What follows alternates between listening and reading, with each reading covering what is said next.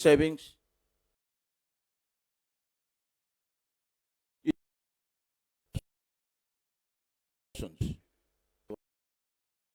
For now, external borrowing. It gives Solomon prices that central banks alone cannot provide. It creates the condition in which institutional wealth held by, for instance, our own National Provident Fund, by insurance entities, by public or future public wealth vehicles, can be invested at home in productive Solomon assets rather than exported to foreign markets. And the Sovereign Wealth Fund is the cornerstone of that. So this great government coalition is committed to its establishment. It's a ring-fenced, rules-governed institution that converts a defined portion of our natural resource revenue and fiscal surpluses into a longer term, and also to professionally manage national wealth. So the model is well understood internationally. What has been missing in Solomon Islands is the political will to that a genuine sovereign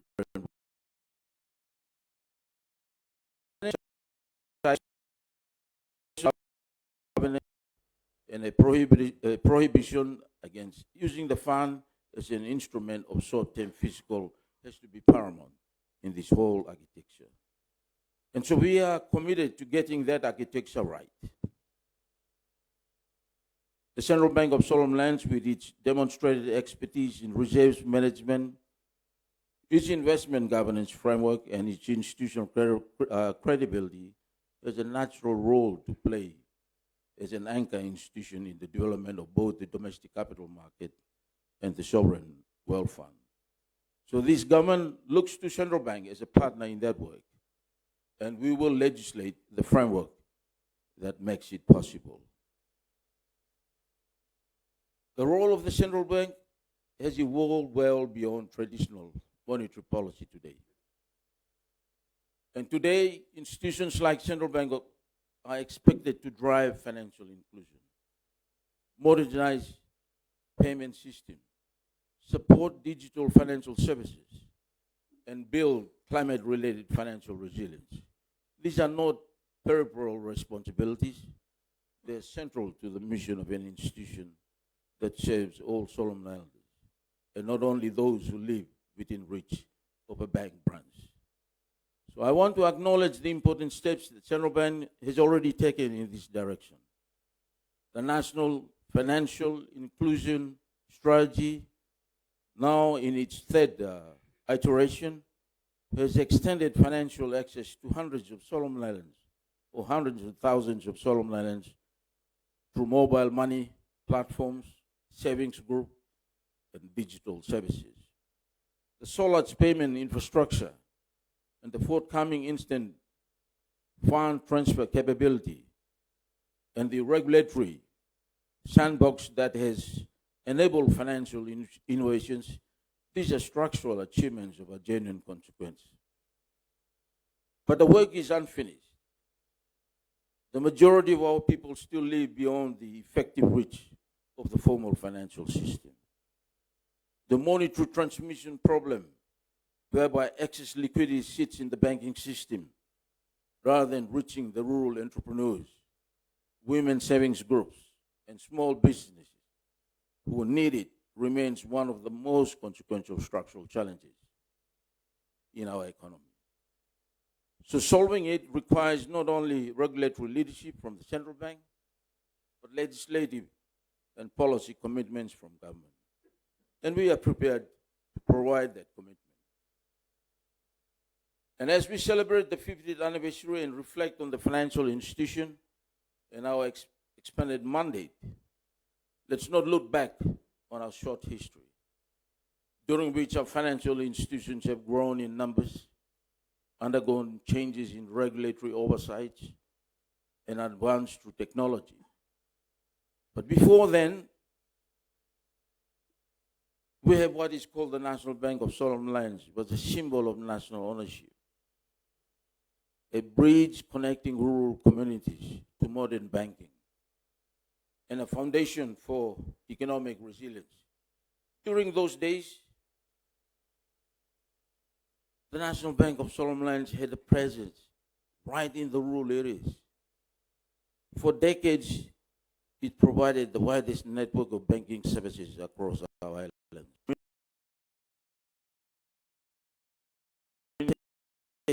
Securely access credit and participate in the economy. But as we look ahead, the rationale for re-establishing a national bank is clear, and it must be revived. So it is the commitment of this government, and I want to announce today that the re-establishment of the National Bank is an important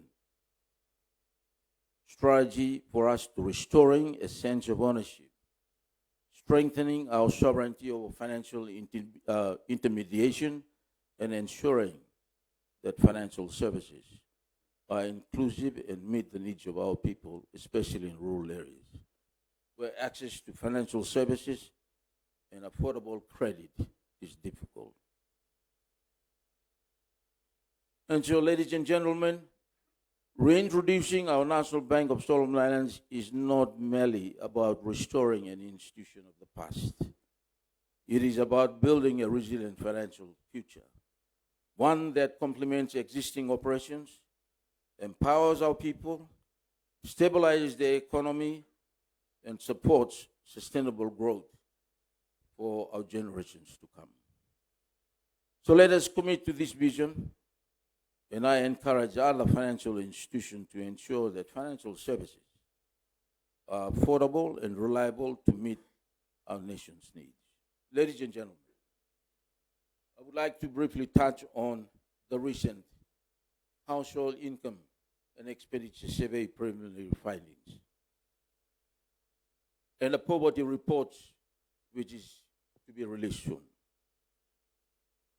Indicative population estimates from the household income expenditure survey shows that the population will be closer to similar projected population size of around 813,000 people. With the current population growth rate of around 2.6% by the year 2039, our population is projected to pass the 1 million mark and continue to increase annually into the future. But the key areas that I would like to highlight this morning is this, that the trend that people with highest educational level completed increases from early childhood to primary and the secondary education. It means that less people with skills and technical knowledge will be available to work, while a majority are deemed to be idle. Meaning that we have a low-skill economy. We have highest investment at the basic education level, right up to the secondary and to the tertiary, it ditches. This is not a good sign for our country.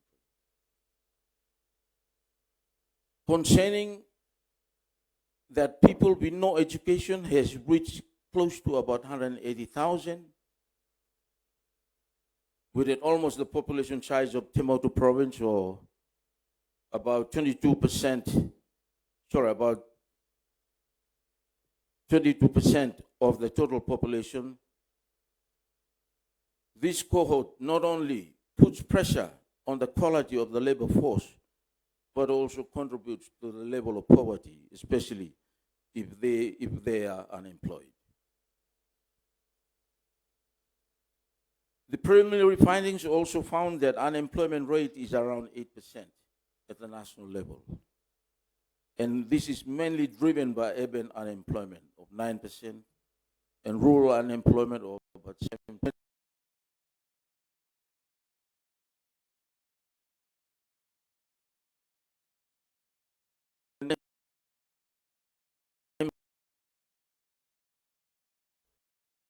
It constrains economic growth by undermining the full potential of our labor force in participating in economic development. Indicative results also shows that it is likely that the current household consumption expenditure will increase by about 50% from 2024 to 2025 levels in nominal terms. And noting that the household consumption recording increase in all expenditures categories,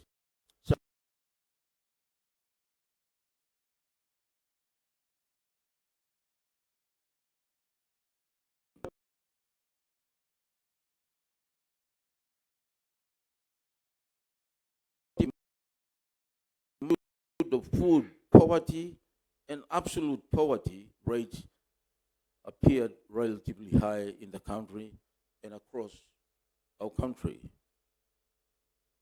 In fact, the indicative poverty figures have shown that the threshold as set by the United Nations to where we are at a gap of about 24%. This is a real concern for our country. The poverty and the income inequality findings are likely to have a huge impact on the key economic activities and institutions of our society as the government attempts to mitigate the adverse negative effects through some of the fiscal tools that is available. And that will put a pressure on our monetary policy in order for us to be able to take an effective strategy to meaningfully address this poverty issue that is facing our country. I say that just to show that in spite of the growth of the institutions that we are making, poverty is still a real issue in our country. And this will come in the survey report, the poverty survey report. So what does that mean? It means that we have to take some meaningful action. And that is the very reason why I say today, this government will establish, again, the National Bank of Solomon Islands. It's a bank that will reach out to our people. The financial inclusive agenda that we have been running for how many years? But yet today, the poverty survey report has still reflected that poverty is still an underlying issue for our country. So before I close, allow me to remind all of us this morning that our collective efforts to maximize our revenues and grow our economy should be to support the mandated responsibility of any government, which is to provide key essential social services in health, education, social welfare, and national security, including agriculture and infrastructure, which touches the people's lives and improve living standards. It is evident that our fiscal and monetary policies in the past have not produced the results that we want. Therefore, continuing along the same pathway and expecting different outcome is untenable. We need to reorient our fiscal and economic policy directions now and adopt a transformative shift in our approach to nation building to reverse the slow growth trend and change the socio-economic status of Solomon Islands, which continue to worsen each year. 50 years is a milestone worth celebrating, but it is also a moment to recommit. It is a moment to recommit the challenges ahead of us, and that is the global economic uncertainty, climate vulnerability, the presence of a young and growing population, and the unfinished work of building a financial system that reaches every Solomon Island. None of these will resolve by any single institution acting alone. To the governor and the board and every members of the staff, past and present, who have shaped these institutions with dedication and integrity, the nation is grateful. The work of the central bank is often invisible when it is done well. That is precisely as it should be. The absence of crisis, the preservation of purchasing power, the stability that commerce and livelihoods depends upon. These are the achievements that do not make headlines, but that make development possible. So as we launch this commemorative position today, I ask that we carry with us not merely the obligation that it represents, but it is the obligation to manage our public resources as stewards and as owners. Today I reaffirm the government's unwavering commitment to support our bank in achieving the reforms that are necessary to deepen and strengthen our financial sector through sound monetary coordinations, fiscal discipline, through a capital market development, and through establishment of sovereign wealth fund that converts today's resources into tomorrow's prosperity. The promise of the Central Bank of Solomon Islands is the promise of a nation that governs itself with integrity. That is the promise that we must renew today. Congratulations, Central Banks of Solomon Islands, on your 50 years of resilience, progressive development, and may the next 50 be even greater. God bless our beautiful country, Solomon Islands. Thank you.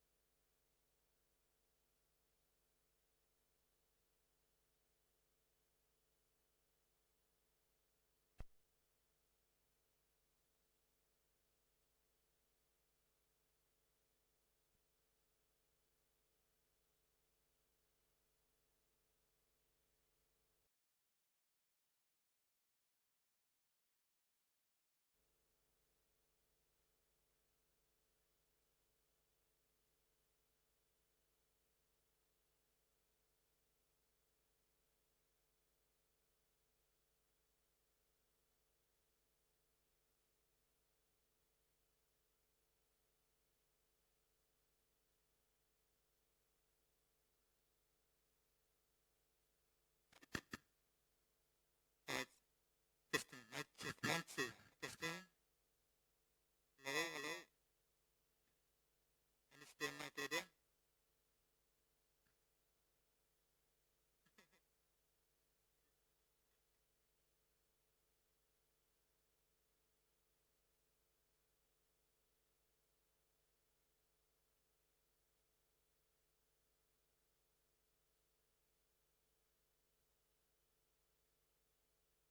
Check. Hello, hello.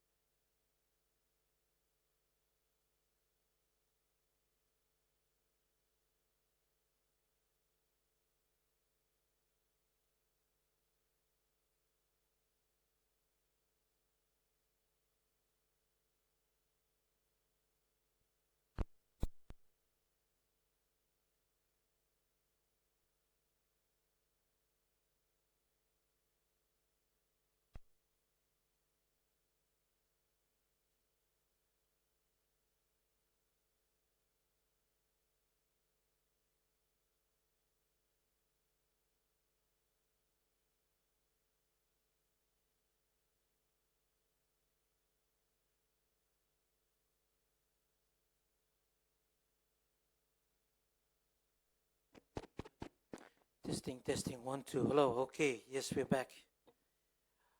All right, thank you once again. Ladies and gentlemen, just to once again appreciate our responsible minister. One more round of applause for the Minister of Finance and Treasury with his remarks for us this morning. Thank you so much. All right, we are broadcast live here on the CBSI Facebook page. So for those joining us, this is the 50th anniversary celebrations, the official ceremony that is held here at the Heritage Park Hotel.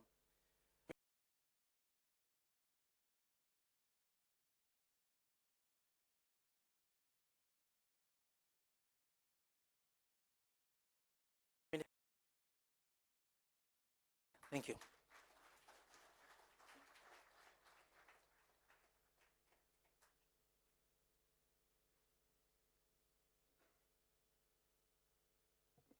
I was hoping this microphone didn't work. And I didn't realize those two things standing in the front were very good technology. When the governor was doing this, I thought, this guy buy hatlo everything in a woman.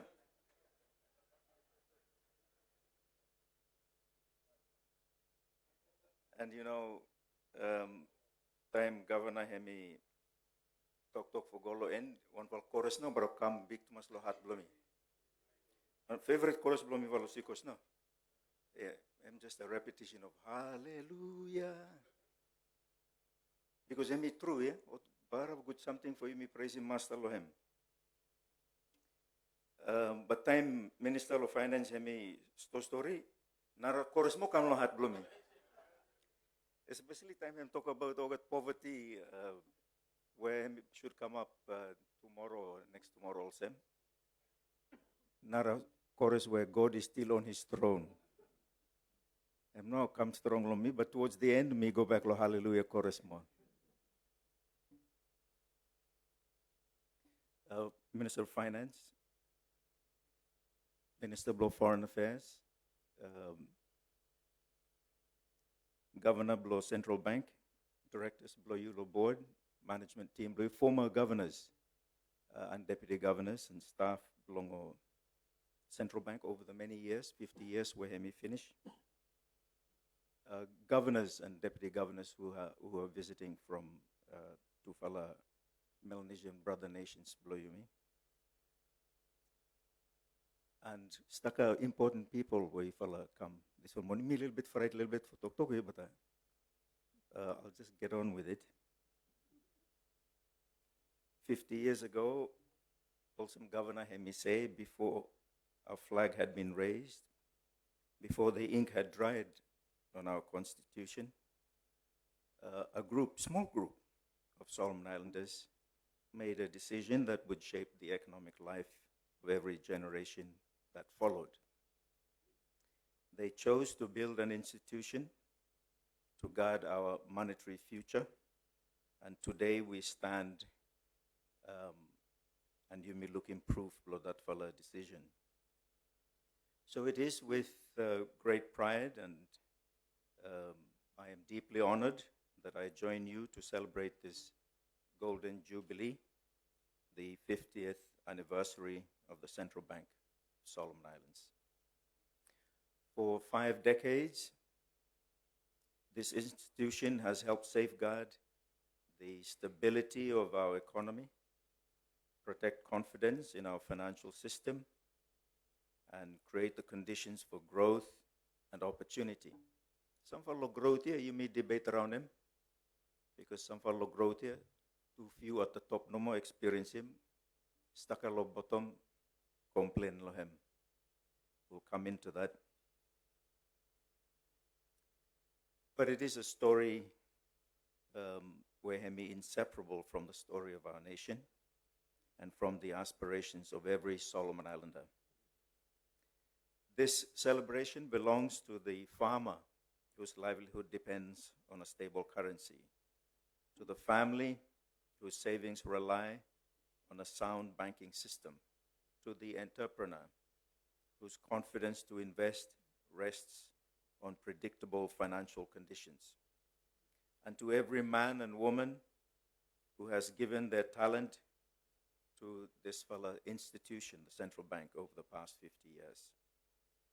It is their story, and of course it is ours too, that this fella theme hemi capture him so well. The Golden Jubilee theme, 50 years of resilience and progressive development, does not merely capture a journey, it describes a character. It speaks of an institution that has been tested by adversity, also both the minister and the governor had alluded to earlier, that has adapted to change and that has emerged stronger with each passing decade. That reliance was hard won, and it is worth celebrating with the seriousness it deserves. So let us begin with what the institution actually does and why, and without which nothing else works. The central bank is at the heart of our nation's financial system. The heart does not decide where the blood flows. Sometimes I had hoped that it did. You will hear me complain lo parliament all well. One will man me complain lo him no lo front lo eh.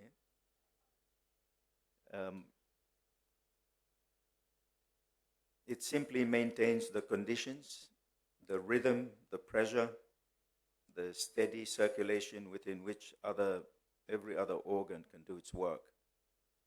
Weaken it, and the consequences are immediate, system-wide, and ultimately could be fatal. A central bank operates on precisely this kind of logic. It does not build roads or create jobs directly, but it creates and sustains the monetary and financial conditions upon which all economic activity depends, anchoring the value of our currency, safeguarding the banking system, managing our foreign reserves against external shocks, and ensuring credit remains available to support investment, enterprise, and growth. This work is firmly anchored in our National Development Strategy, 2016 to 35, which vision is to improve the social and economic livelihoods of all Solomon Islanders. Central Bank is not merely a financial institution, it is a key partner in delivering that vision. Monetary and financial stability are not ends in themselves. They are the foundation upon which businesses grow, investment flows, and jobs are created. But a foundation is only as strong as what it has been asked to bear. And this one has been asked to bear a great deal. Resilience means being able to endure, to bend under pressure, and yet not break. That foundation, also Governor Hemi referred to him earlier, has been tested repeatedly and often severely. Through cyclones, the ethnic conflict, global financial crises, and commodity shocks, the central bank held its position when holding it was most difficult. Many of you here will remember during the ethnic tensions of 99 to 2003, the financial system came under enormous strain. Executives were placed under intense pressure, even at gunpoint.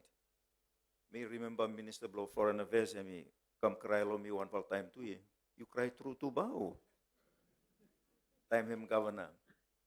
And now get run him and force him. One for Prime Minister that time too. Tell him sign him paper for guarantee. We've had leaders, political leaders, where for forcing central bank for sign him any kind of scam and con job and con scheme. And we've come through that, and central bank has held. This one need no small something him. Hemi now make him central bank what it is today. It's the people exercising the mandate, making the central bank what it is today. So I recognize former governors and deputy governors and staff in holding the line on that full mandate. Barava important to us. The scars of that period are very real, but so is what was built through them. That resilience is visible today in our stable currency, in the trust placed in our banking institutions, and in the steady development of our financial. It was built years by the governors, board directors, management, and staff who gave their talent and dedication to this institution across 5 decades. This celebration belongs to them and to the values they lived out, often under very difficult circumstances. Which brings us to the question this anniversary must answer. Given what was built and what cost? What do we do with it now? As we mark this golden jubilee, we must see it not only as a celebration of the past, but as a mandate for the future. Central bank founders in 1976 were bold. They built an institution before independence itself. The question before us today is simple. Can we match that boldness for the next 50 years? I believe the answer is yes. And I believe three priorities should guide the central bank's next chapter. The world the central bank enters today is profoundly different from the one its founders navigated. Geopolitical tensions are reshaping global trade. Climate change is intensifying the natural disasters that Solomon Islands contributes very little to, yet bears a heavy burden from.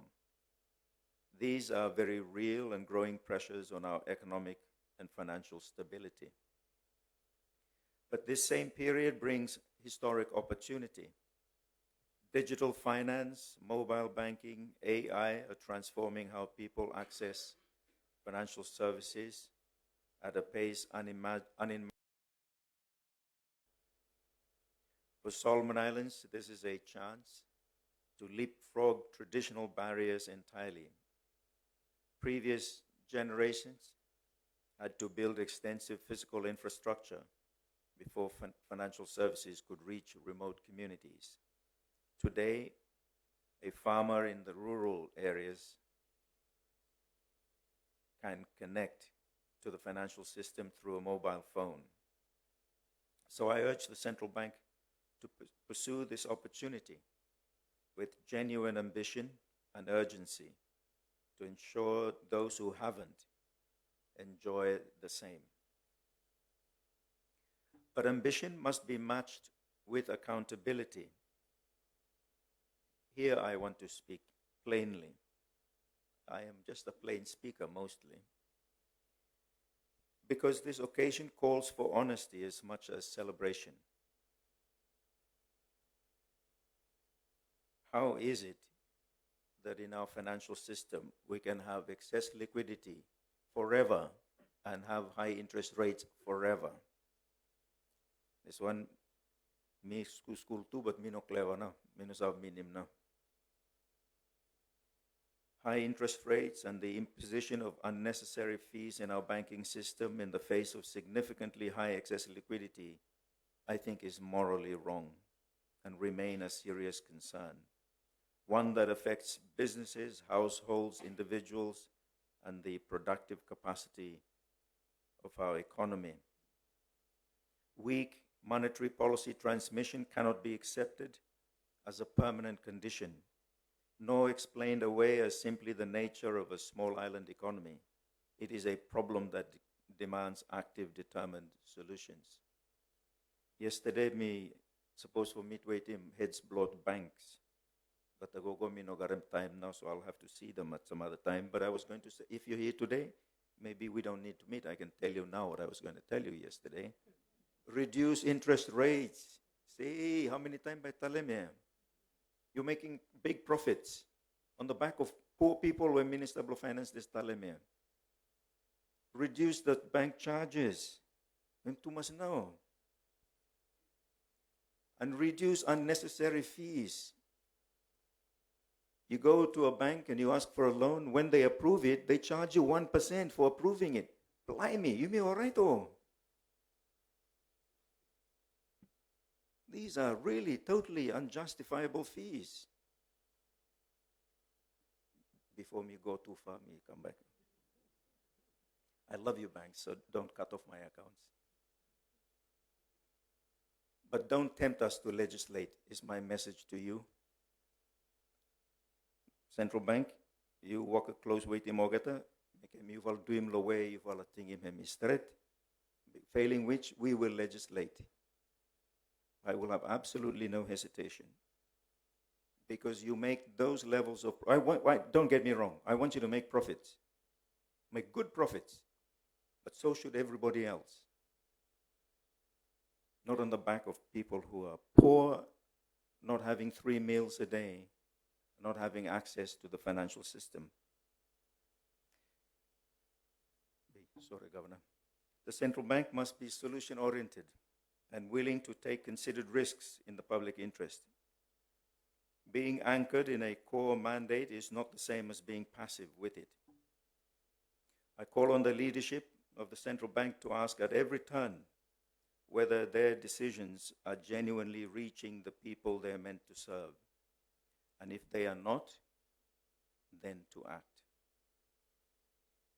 Price stability, financial system soundness, and support for national development are not boxes to be ticked. In fact, this will mandate blue price stability, Governor. Perhaps you should add employment as a counterbalancing objective. These are promises made to every Solomon Islander. This institution must have the courage to keep those promises. That courage, however, cannot be exercised in a vacuum. It depends on something equally essential: partnership. Innovation and ambition cannot succeed in isolation, however. Solomon Islands is a small, open island economy with vast geography, constrained infrastructure, and development challenges that are rarely simple or isolated. I grant that. And I grant that no single institution, however capable, can address them alone. Government has a big role to play. Monetary policy and fiscal policy must be genuinely aligned. And you will hear one minister tell him this morning the steps that the government by him take him. When that coordination is strong, we together respond to economic shocks more effectively, managing emerging risks with greater confidence, and create the stable environment that attracts investment and generates jobs. The government is firmly committed to deepening this partnership with the central bank and to the legislative and policy reforms needed to build a financial sector that is resilient, inclusive, and fit for purpose. But as we pursue reform, I offer this caution. International best practice is a guide, not a prescription. What succeeds in Singapore or London or some other jurisdiction may not serve Solomon Islands. Solomon Islands may not yet reach our outer islands. What serves Honiara may not yet reach our outer islands. We must have the confidence to embrace what works, adapt what needs adjusting, and set aside what simply does not fit our circumstances, however impressive it may appear elsewhere. Because one size does not fit all.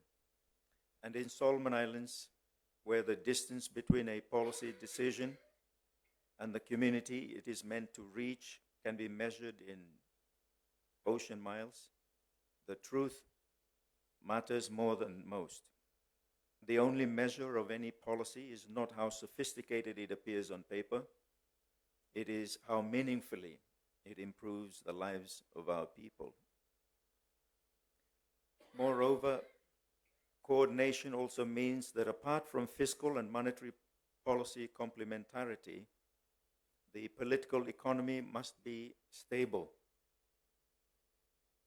For 50 years, political instability combined with perceived inherent sovereign risk has been and still is one of the key determinants to the cost of doing business being high in Solomon Islands. This country will certainly must do something about it. To achieve some political stability, we expect some amendments to the Constitution to address some of these issues. Institutions are not buildings or legislation or balance sheets, as important as those are. They are ultimately the values of the people who serve them. And the achievements we celebrate today were built on three enduring values that must carry this institution through the next 50 years. Professionalism, a commitment to excellence and the continuous pursuit of improvement. Integrity, the courage to offer honest counsel, to act always in the public interest, and to guard the institution's independence against all pressures. Independence is not just a legal status, it is a daily choice by individuals in institutions, all institutions. I mean now the habit of terminating people from the public service. I hate terminating people. But without integrity, public offices and public powers are abused. And of course, confidence, the willingness to make difficult decisions, to communicate with clarity, and to maintain the trust that the people of Solomon Islands have placed in the institution. These values cannot be assumed or inherited passively. They must be chosen deliberately and consistently by every generation, from each governor to the next, from every senior officers to every young person walking through the doors of the central bank for the first time. Guard them with the same vigilance you bring to safeguarding our financial system. They are not incidental to the institution's mission. They are its foundation. Let me close, and I'll close by going back to where I started. 50 years ago, before our flag had been raised and before our constitution had been signed, a group of very foresighted Solomon Islanders chose to build something that would outlast any individual, any government, and any crises. Surely they could not see the cyclones that would come, the tensions that would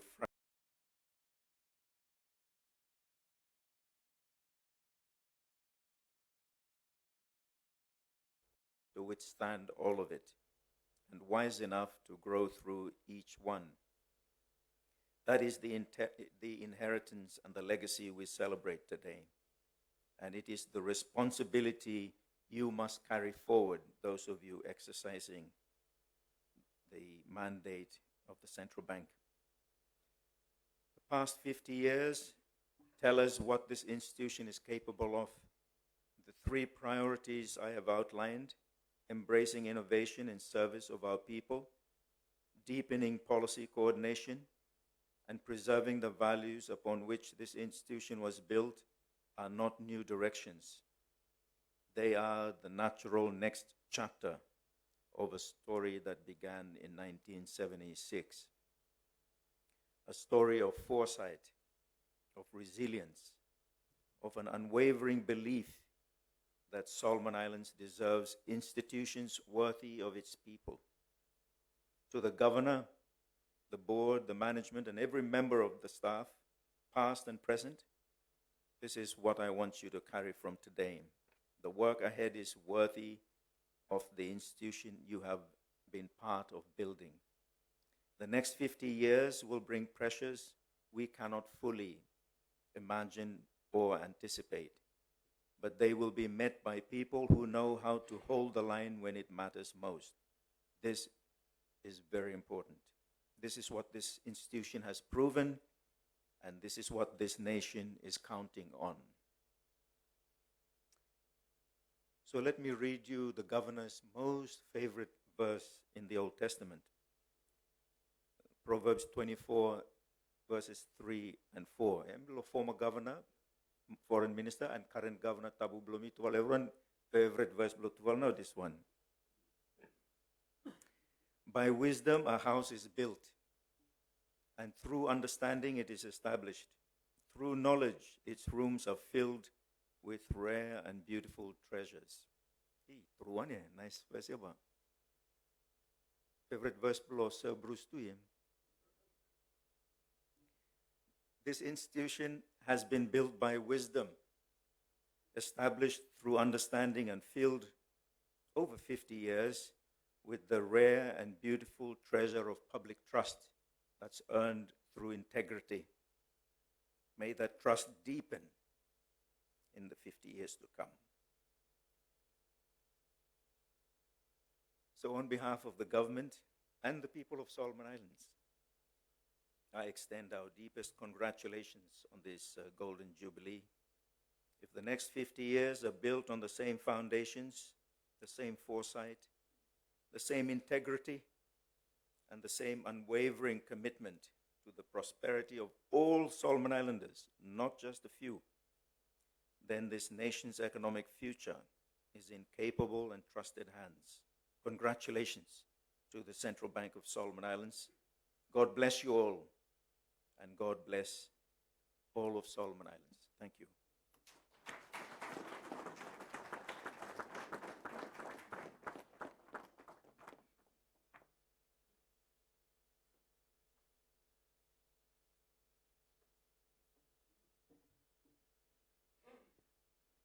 Thank you once again to the Honorable Prime Minister, Honorable Matthew Wale, for your keynote address and for also gracing us in this important occasion. Ladies and gentlemen, we will now move on to a segment of the program, which is a special recognition award, which we would like to highlight in this before we move on to the next part. This special recognition is a segment that CBSI, in marking its 50th anniversary, sees fitting to pause and acknowledge those leaders, those former governors, staff, board members, and contributors to the service of the Central Bank of Solomon Islands over the years. To do the honors on behalf of the CBSI, I'd like to ask Governor Dr. Lukfro to come up to the front. And as I call upon the names of these recipients, we will have the governor hand over the gifts to those recipients this morning. And if the media, you can come into the middle just to capture this opportunity, the official photographer as well, please stand by. The first recognition award we would like to highlight here is especially for those senior executives and those that have already left us. And to receive the first gift is a family member of the late John Kaitu, who is a pioneer at the Central Bank and also a deputy governor during his time. And if I may ask Mr. Norman to come and receive the gift on behalf of his father.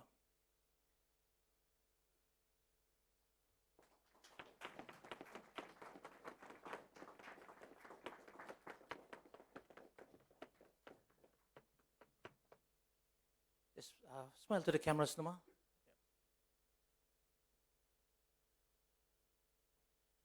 Thank you, Norman.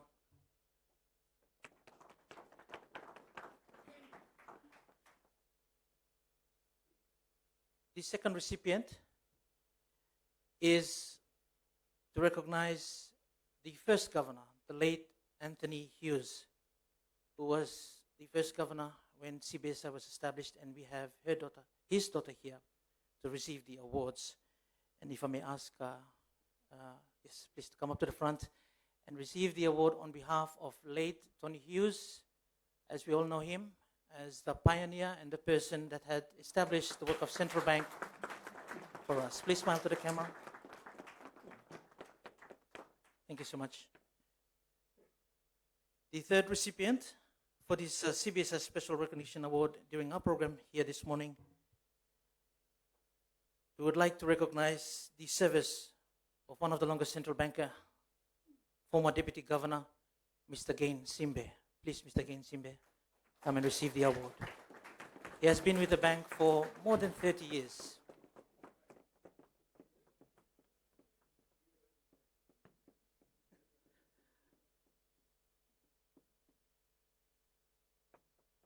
Thank you, and thank you again for coming all across from your home to join us in this event.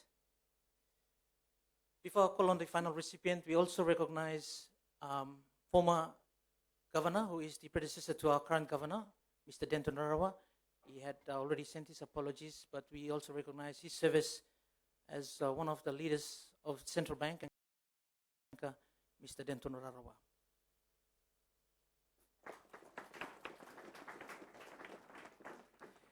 Finally, we'd like to recognize this morning to receive the special gift from CBSI, a former governor himself and also recognized as the Pacific Man of the Year back in the early 2000s. Now a current member of parliament, please welcome to receive the award as the recipient of the special gift, Honorable Rico.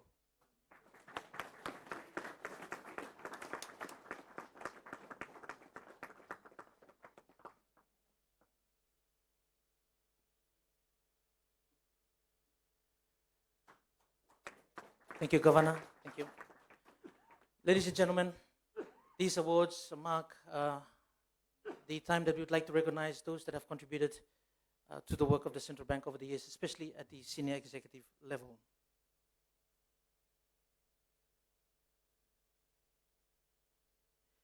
We will now move on to the next part of the program, and this is a ceremonial part of the program, which is the launching. We are moving to the launching of the commemorative banknote. And the launching, we will first of all, in terms of the outline, I will call on the governor to make his statement. And then afterwards, I will call upon the Honorable Minister, Gordon Dasililo, to come into the declaration. And then both of them, supported by our CBS staff, will unveil the commemorative $50 banknote, which for those of us in this room, by first time for me, look him now. So it's called the unveiling of this commemorative note. And after that, we will watch a short clip just to see this new $50 note that all of us will announce later how you can access. So without further ado, I'll call upon the governor to make his statement here. Thank you.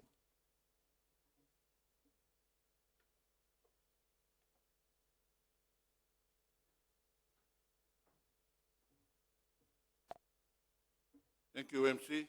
I hope this is my last time for appear here. Honorable Prime Minister again, and Minister of Finance and Treasury, and the Minister of Foreign Affairs and External Trade, all our other dignitaries, all protocols observed. Again, we continue to celebrate the years of central banking. We also launched a new $50 commemorative banknote to demonstrate a lasting tribute to this important milestone thus far in modernizing our currency development and pride for our country. Just a brief note on what's on the note. The commemorative banknote is printed on a polymer note, a plastic one, and reflects the central bank's continuous journey in modernizing our currency development with resilience, of course, and progressive development of the central bank mandates and responsibilities in the wider communities. On the front, it retains the familiar and respected national symbols of our flag and coat of arms, while incorporating enhanced features that reflect modern currency standards. On the reverse, the note presents the central bank building, depicting the institutional hub for monetary and financial matters. And this is combined with a visual representation of evolution of our currency, from traditional forms of money to current and the future era of digital payments. In this way, the note tells a story of where we have come from, what we have built, and where we are heading as a country. The new $50 commemorative banknote also demonstrates our continued commitment to quality, security, and accessibility. It is printed on polymer, a durable material with a smooth surface that supports advanced design and security technology.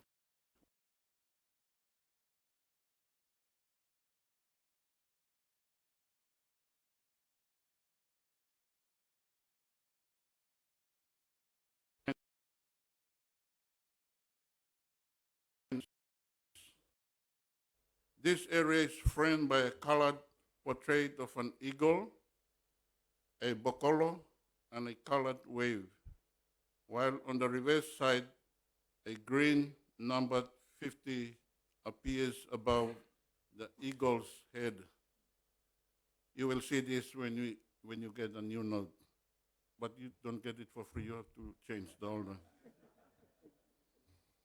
These elements contribute both to the visual distinction of the note and to its security. When the banknote is tilted, an iridescent swipe pattern becomes visible beneath the transparent window printed. In addition, the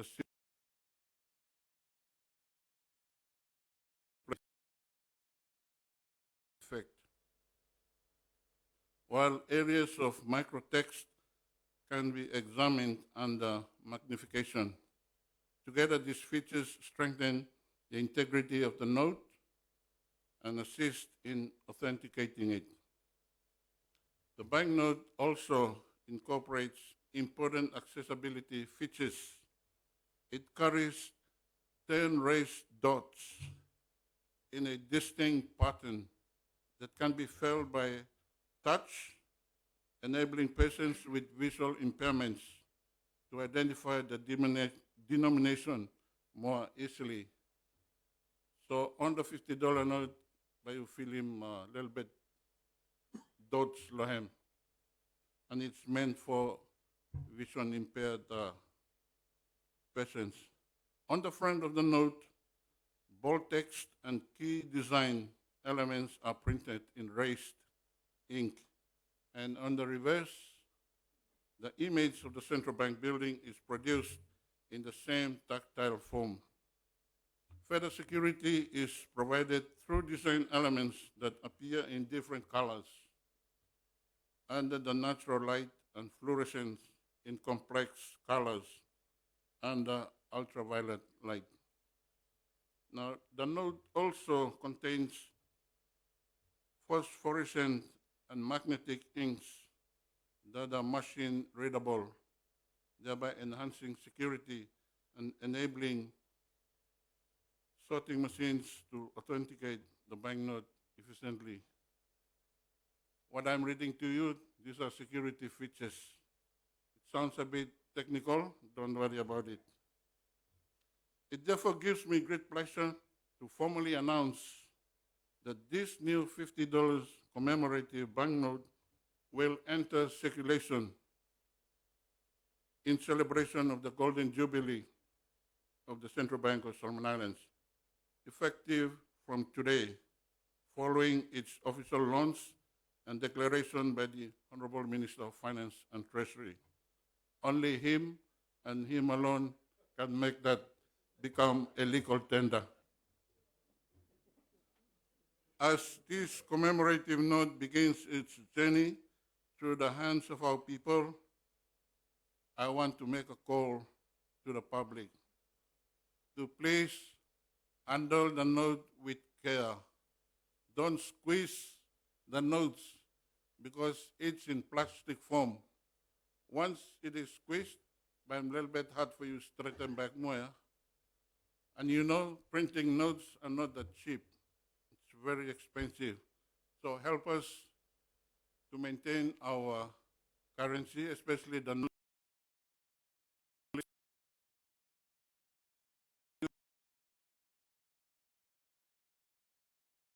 Use a wallet to put your money in. And don't squeeze it and put it in your pocket. That will make even shorten the life of the notes. So before I conclude, may I also thank the central bank, the executives, the board, the management, and the commemorative note task force and the currency and banking department, and all those who have dedicated much of their time to this launch. A special thank you to our banknote designer and supplier, De La Rue, from the United Kingdom, for their technical and professional support services that was rendered to our team to ensure that the project am complete before this launch. So our banknotes are printed by the De La Rue company, who are based in the UK. So ladies and gentlemen, I now have the pleasure to invite the Minister of Finance and Treasury, Honorable Gordon Dasililo, to join me unveil and declare the new $50 note banknotes as a legal tender.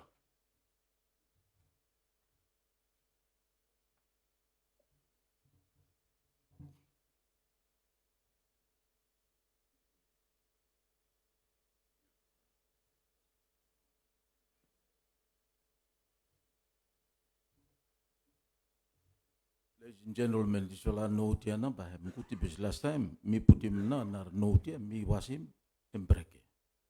So this one by him no break na. Yeah. And also this is a De La Rue company law US. Yeah, they were printing our passport. Now we went to Saudi Arabia. Me no sabe now.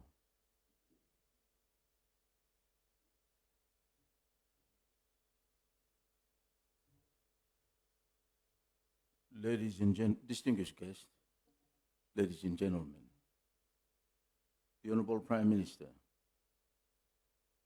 on behalf of the government and people of Solomon Islands, a very good people of Solomon Islands, it gives me great pleasure to officially launch on this day, Thursday, the 18th day of June in the year 2026.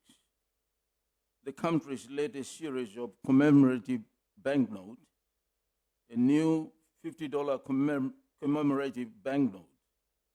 This $50 commemorative banknote will co-circulate with the existing $50 paper note. This $50 commemorative banknote is launched today in commemoration of the Central Bank's Golden Jubilee.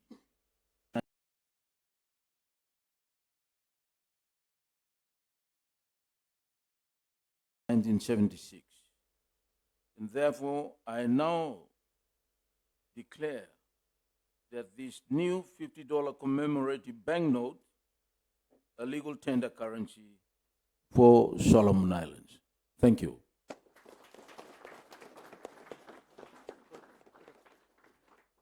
I'll invite the Honorable Minister and the Governor to the front, and if I may have our currency lady to assist them in unveiling the visual of this $50 note. So if I can ask both gentlemen to head to the front of the unveiling curtains that are placed on the side of the stage.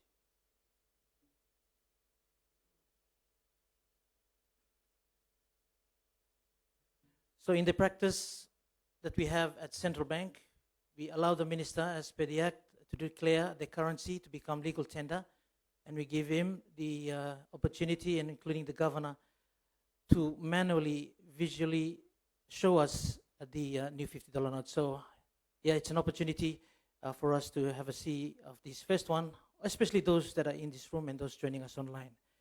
You may now slowly unveil the curtains, and we shall see the new $50 note as they are. And if I may ask everybody, a round of applause for the new $50 note as displayed and declared by the Honorable Minister and announced by the Governor.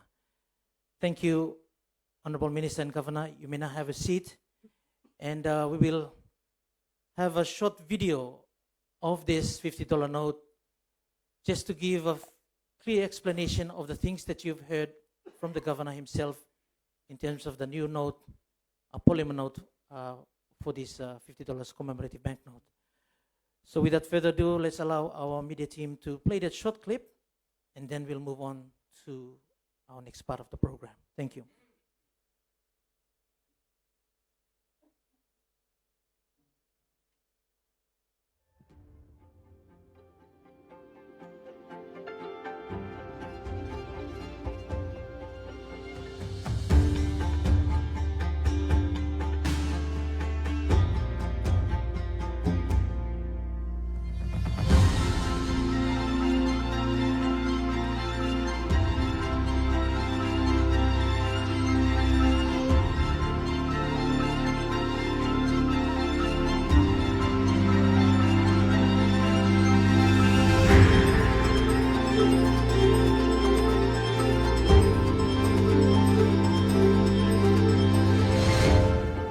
Since 1976, the Central Bank of the Solomon Islands has walked with its people through change, through challenge, and through every step toward a brighter tomorrow. Our banknotes have always carried who we are, our culture, our resilience, our identity, reminders of where we've come from and celebrations of where we are going. Now, as CBSI reaches its Golden Jubilee, we honor this journey with a commemorative $50 banknote printed on polymer, representing 50 years of dedication, progress, and unity carried in the hands of our people.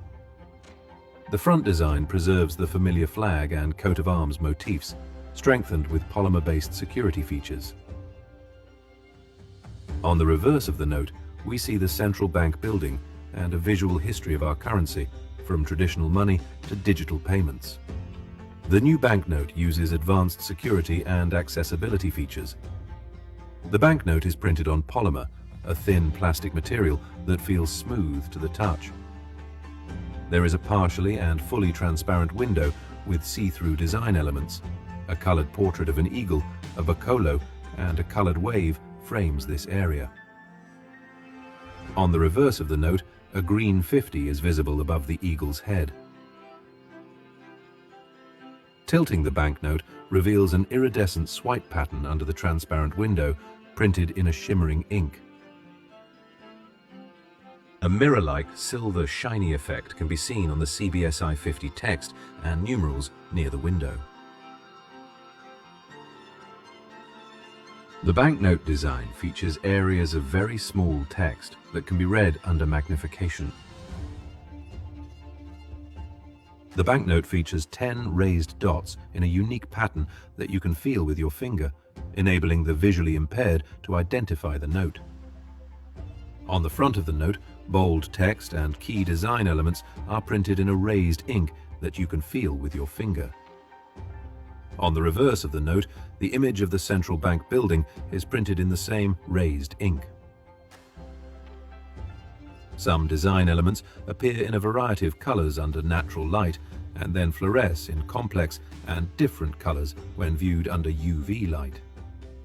The note features design elements that are printed in phosphorescent and magnetic inks that are machine readable, enhancing security and enabling sorting machines to authenticate the notes.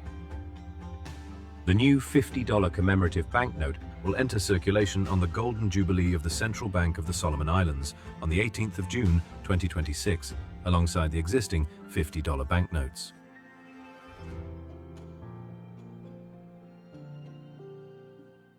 There you go, ladies and gentlemen. Just a quick round of applause. That was a production from De La Rue, our note printers. And a final task for the governor. Governor, if I may ask you to come to the front to present the $50 notes in acrylic blocks to the Honorable Prime Minister and the Minister. If you may come up to the front, I'll ask the Minister to receive it first and then the Honorable Minister after. So the acrylic blocks have the first specimens of these notes, and they form part of the gift that we are giving now to, first of all, Honorable Minister, if I may ask you to come up to the front, Honorable Gordon Dasililo, to receive this. Camera crew, please capture this moment. Thank you.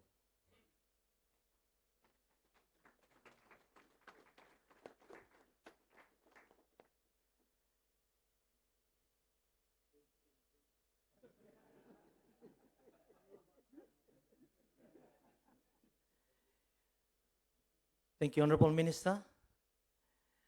and the Honorable Prime Minister to receive the gift from Central Bank. The first specimens to come out of the production work from Delaru are received by the two Honorable Minister. Thank you once again, and capture this moment.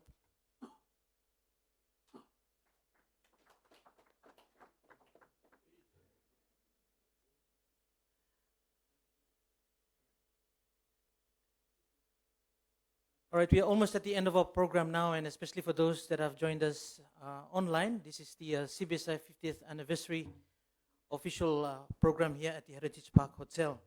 And we have now witnessed the launch of the new commemorative $50 banknote. And a quick announcement to all of us that are in the room, if you have any old notes, you can go and exchange it outside with our currency officers to get yourself one of those new notes to use today. So you have the honor to use the first set of notes from CBSI.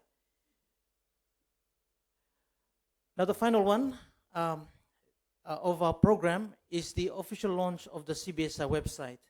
And the website represents the forward-looking ideas that the bank has, and we have been supported by the website producers colony to also produce a short video for us just to see how this website represents CBSI going forward. So if I may ask the media crew to play the video for the website, and then we'll put up a QR code. If you have access to your phones, you can access it on now, and then we'll have a visual again of the CBSI website this morning. So without further ado, if I may ask the crew to play the video. Thank you.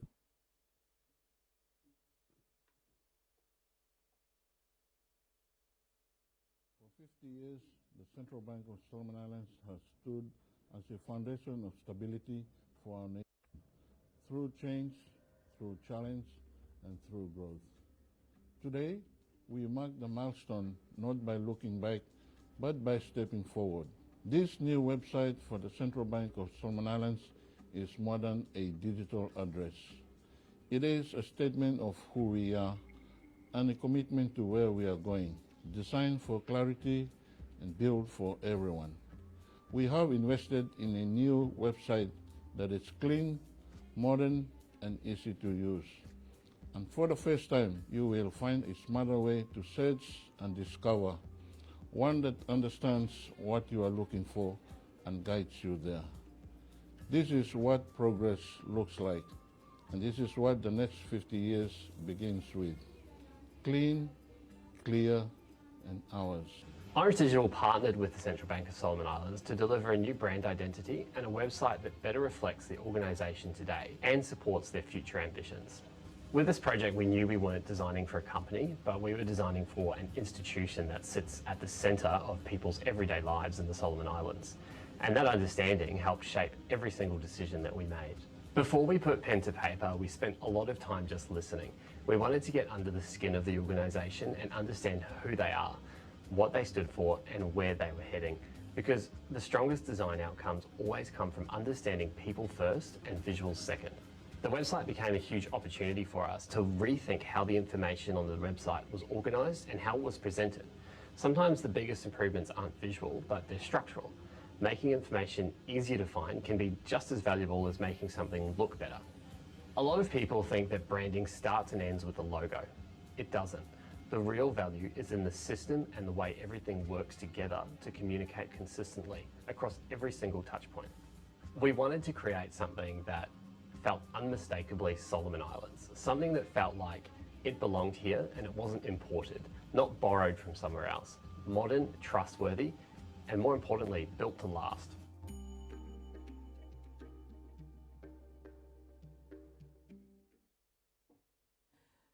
Thank you, ladies and gentlemen, and that is the short clip for the video. And if I may have the QR code now, and if you have data on your device, you can actually connect to the website, which is live now, and then we'll get some visuals of it on the screen as well. So as you've heard, the website represents the future and forward-looking journey for the central bank going forward. And if I may have that QR code, just to give an opportunity for others that can access it. The first ones here in the room and also online. The QR code, you can also access it online, and then you can also see it on your device. It's compatible to any type of device, friendly user and we also incorporate a bit of newest technology with the website development, as you can see from our group that supported us with this development, Colony Group, and our IT team. And if I may have now the display of the website on the screen for all of us to have a look, and we'll just close off that particular part of the program.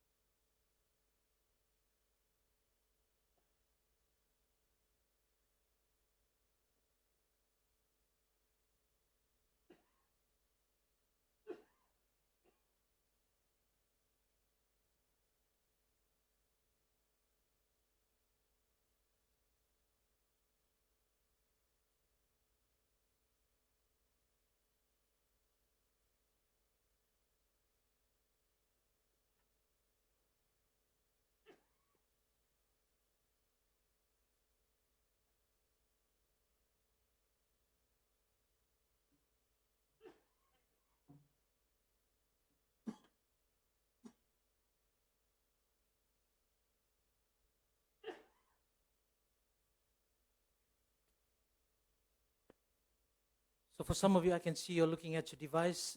That is the new website as it is, as compared to the older website, which we were using. It's called the WordPress. We're now using a new content management system called Drupal, and this is more easy to use this time around, especially for those that can access information from wherever around the world or here in the country for our students, our researchers.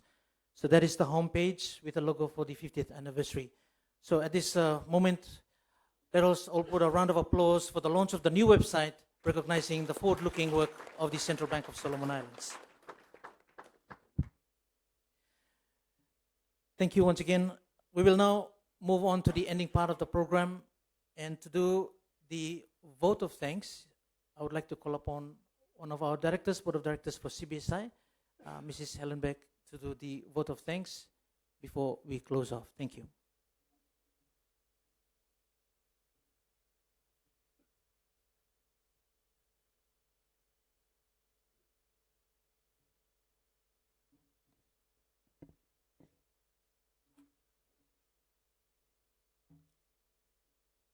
Good morning, Olketa.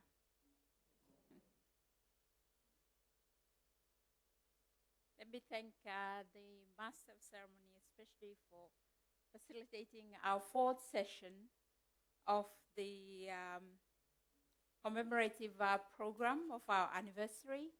Thank you very much, Master of Ceremony. I have been given the honor to say a few thank yous on behalf of the bank. Let me begin by acknowledging the presence of the Honorable Prime Minister, Honorable Matthew Wale. Thank you very much, sir, for gracing us with your presence. Let me also thank Honorable Gordon Dasililo, Minister of Finance and Treasury. Thank you so much, sir, for the support that you have given to the bank in your former life and your current duties. Thank you so much. Let me also recognize Honorable Ricky Ho, Minister of Foreign Affairs and External Trade, also a former governor of the bank. Thank you also for gracing us with your presence today. Let me say that today is very special because we have our Prime Minister and also two former Prime Ministers who are here with us. And it's a very special event to have those dignitaries with us today to celebrate our 50th anniversary. Let me also recognize former governors, ministers of the Crown, honorable members of Parliament, members of the Diplomatic Corps, former deputy governors of the Central Bank, heads of international organizations, Let me also acknowledge the Malaysian Wantoks who are here with us today, of sister institutions, Governor Letlet of the Reserve Bank of Vanuatu, and also the Deputy Governor of Bank of Papua New Guinea, Jeffrey Yoram. Thank you, Thomas, for Kambloi Tufala and Gracie Mifala with your presence. I also acknowledge that the Deputy Governor of Bank of Papua New Guinea, thank you so much for your contributions in joining the panel session yesterday. We've learned a lot from your experience and knowledge. Thank you, Thomas.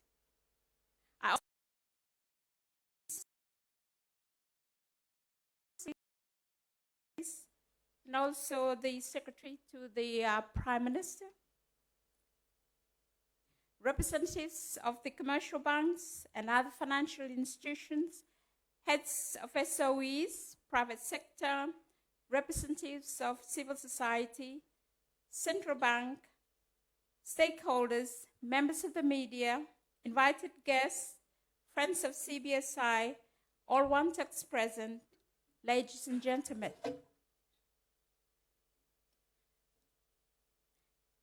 Today's occasion has allowed us to take stock of where we are, what we need to do as we chart our course for the next 50 years, and use the knowledge and experience gained to create a future-ready institution.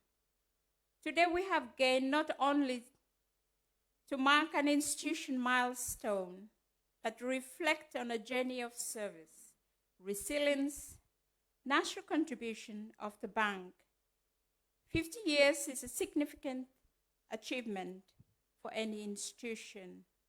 For the Central Bank of Solomon Islands, it represents 5 decades of safeguarding monetary and financial stability, supporting economic development, and serving the people of Solomon Islands through changing times.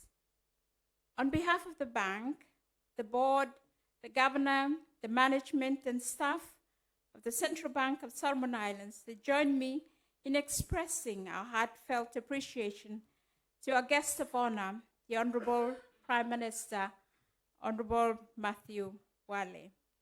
Thank you, Thomas, for gracing us this occasion with your presence and for delivering the keynote address.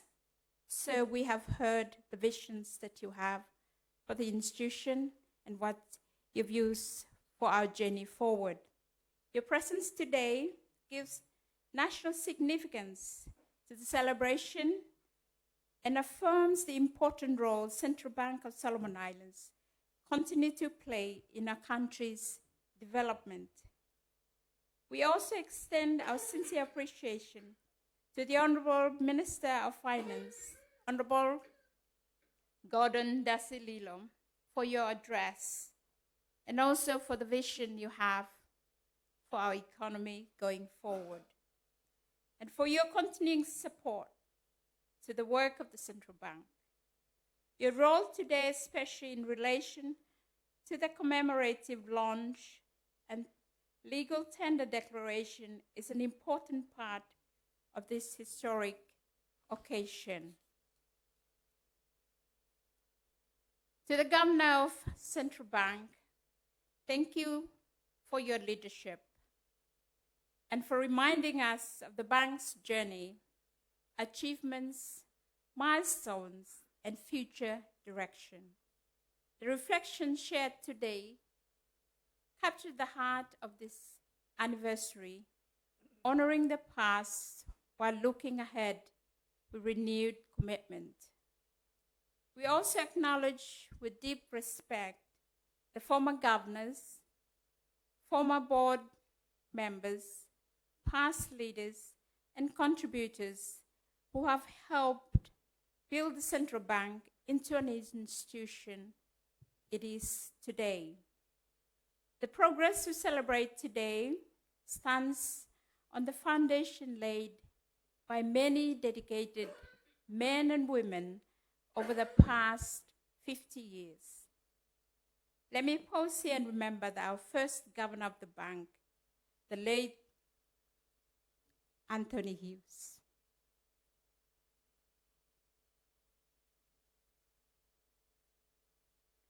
A special thank you is also extended to the CBSI board management, staff, and organizing committee for the planning, coordination, and commitment that made today's program possible.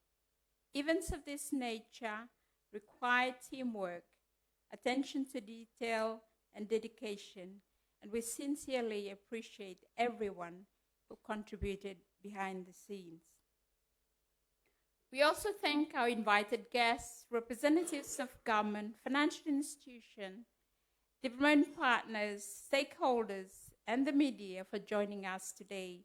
Your presence shows the strong partnership and relationships that this work and its mandate. To those who assist with protocol, registration, logistics, media coverage, technical support, catering, security, and the documentary and the website presentation, thank you for your professionalism and contribution of this program. Ladies and gentlemen, as we close this morning's formal proceedings, may this 50th anniversary be more than a celebration. May it be a reminder of our responsibility to continue serving Solomon Islands with integrity, stability, innovation, and purpose. Once again, thank you all for being part of this historic occasion. And I invite us to remain for the official photo session, after which we will proceed to lunch. Thank you, and may God bless the Central Bank of Solomon Islands, and may God bless our beautiful Solomon Islands. Tagyo Tumas.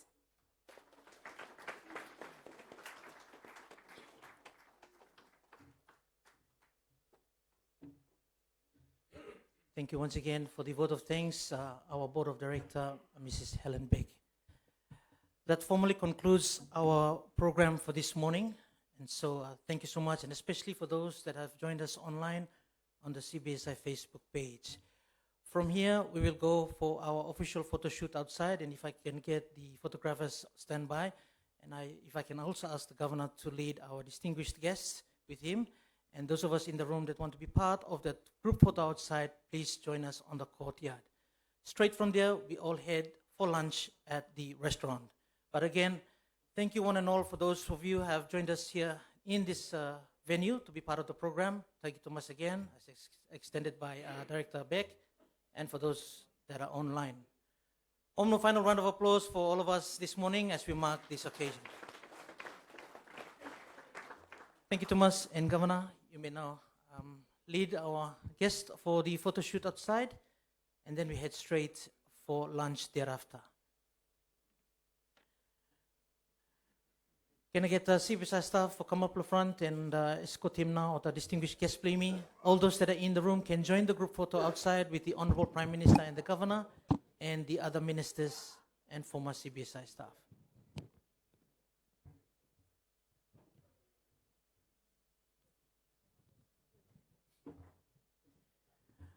The Honorable Prime Minister will also be joining us for lunch, so let's get together for the photo shoot. Camera guys, please organize outside. CBSI staff escort.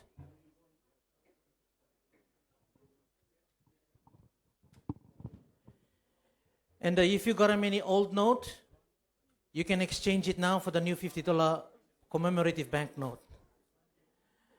It's outside, but please join those that want to be in the group photo. Simply head outside to the courtyard, and then we'll get the photo.